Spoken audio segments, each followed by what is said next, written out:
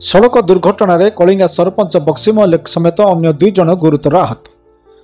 कोशी स्वास्थ्य केन्द्र घुदेगिरी भर्ती करने सहित से अधिक चिकित्सा निमंते ब्रह्मपुर पठा जाइतिला।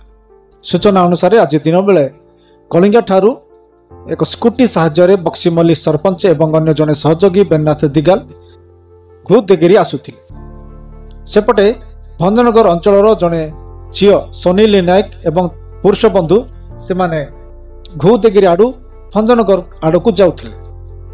ठीक से समय रायपदा निकट बुलानी रे बाइक एवं स्कूटी मध्य मुहांमुही धक्का होइथिला। सरपंच बक्सी मल्लिक मुंड फाटी जाइथिला, गभीर आघात होइथिला एवं तांको मुंडरू प्रचुर रक्त बाहरुथिबा बेले बेरनाथ दिगालंकर मध्य मुंड फाटी जाइथिला एवं गोड़रे मध्य आहत होइथिले। सेहीपरि सोनाली नायक भंजनगर अंचल जे कि बिलुआपड़ा अंचल रही तांको मध्य मुंडरे गभीर आघात होइथिला एवं प्रचुर रक्त बाहरुथिबा देखिबाकू मिलिथिला। घटना जानिबा परे 108 एम्बुलेंस माध्यम सेमानकू घुदेगिरी गोष्ठी स्वास्थ्य केन्द्र को अना जाइथिला।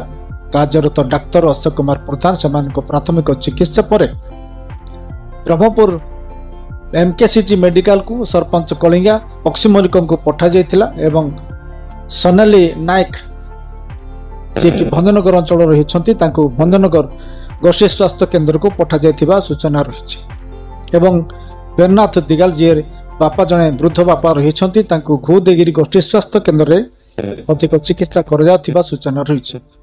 2टी बाइक घुदेगिरी पुलिस जबत कर स्कूटी एवं बाइक को एवं अधिक चिकित्सा करुवा देखा मिली। घटनास्थल आईआईसी घुदेगिरी उपस्थित रही अधिक तदंत करुवा सूचना रही। किपरि भाव में दुर्घटना घटिला से समस्त विषय अधिक जांच करुवा सूचना रही।